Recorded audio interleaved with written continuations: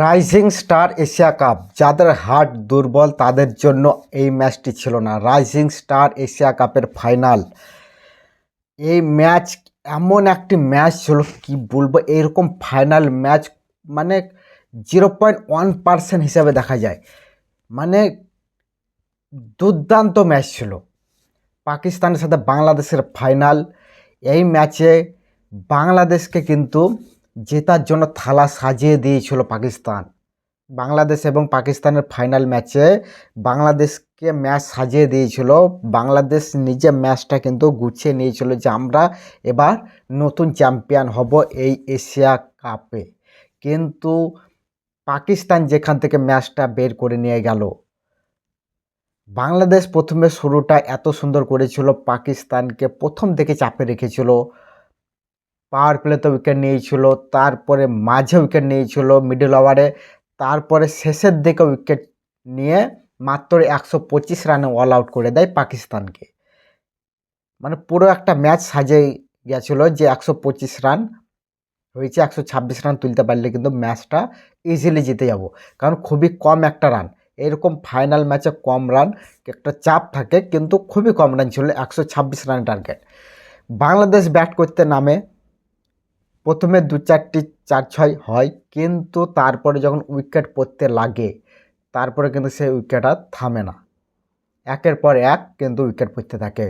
পাকিস্তানের সুফিয়ান মুকিম মানে আগের ম্যাচের যে মানে ইন্ডিয়ার সামনে যেভাবে বল করেছিল, ম্যাচটা বের করে নিয়ে গেছিল, সেরকম এখানেও ওই বাংলাদেশের সামনে বল করে ম্যাচটা বের করে নিয়ে গেল।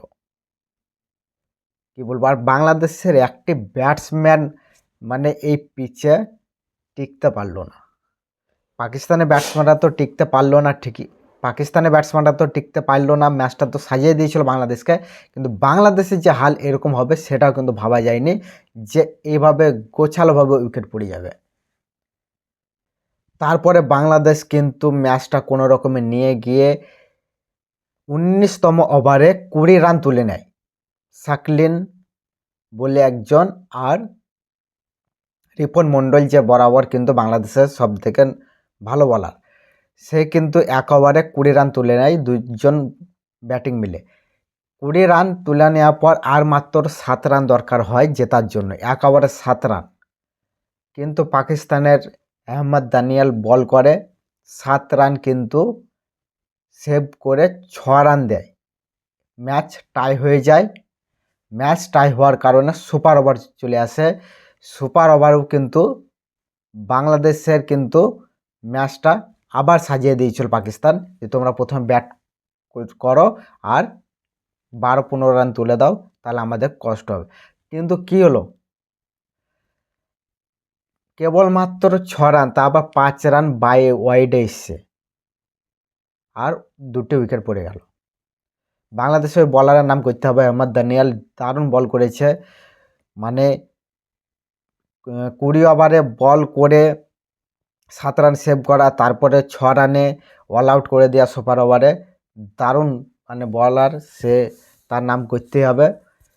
তারপরে 7 রানে টার্গেটে নেমে আবার পাকিস্তান, রিপন মণ্ডল বরাবর যে ভালো বলার, সে ভারতকে কিন্তু হারিয়েছিল সুপার ওভারে। সে ভালো বল করছিল, এয়ারকাট বল করছিল, এয়ারকাট বলে কিন্তু পরপর 2 বলে 2টি রান হয়। তারপর বলটি কিন্তু এয়ারকাটে মারতে গেছিলো, কিন্তু সেটা ফুল টস পড়ে যায় এবং সেটা 4 চলে যায়, যার কারণে ম্যাচ আবার টাই হয়, আর এক রান দরকার হয়, আবার কিনারা লাগে, 1 রান হয়ে যায়। এভাবে কিন্তু পাকিস্তান ম্যাচ জিতে যায়। কিন্তু মানে ম্যাচ দেখতে গেলে কিন্তু বাংলাদেশের জেতার কিন্তু পজিশন অনেক ওভার এসেছিলো, কিন্তু সেটা হাতে নিতে পারলো না বাংলাদেশ।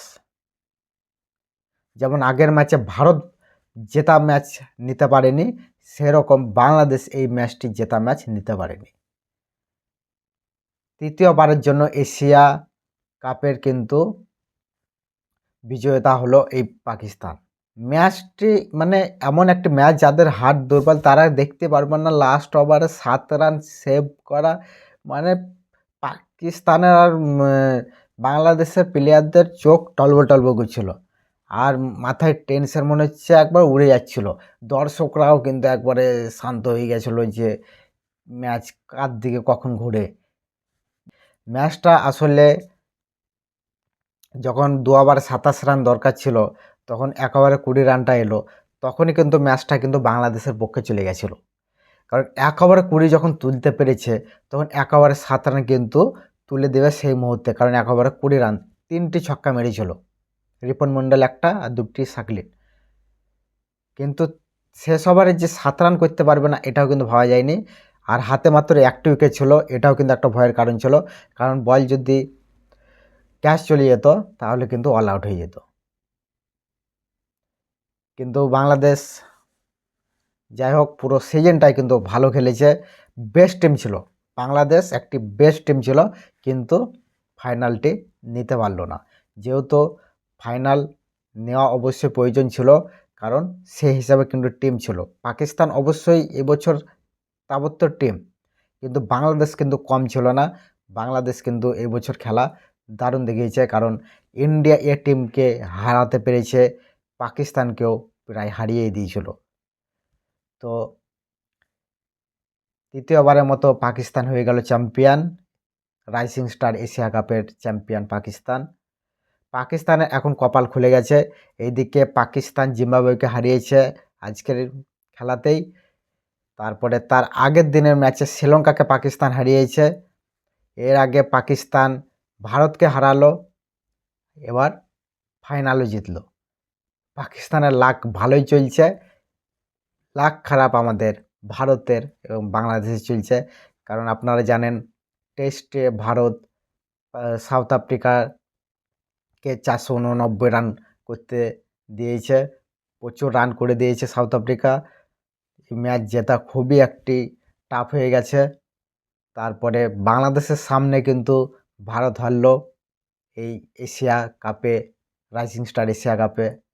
ফাইনালে এরকম একটি ম্যাচ, যে দর্শকদের পয়সা উসুল ম্যাচ কিন্তু আজকে ছিল।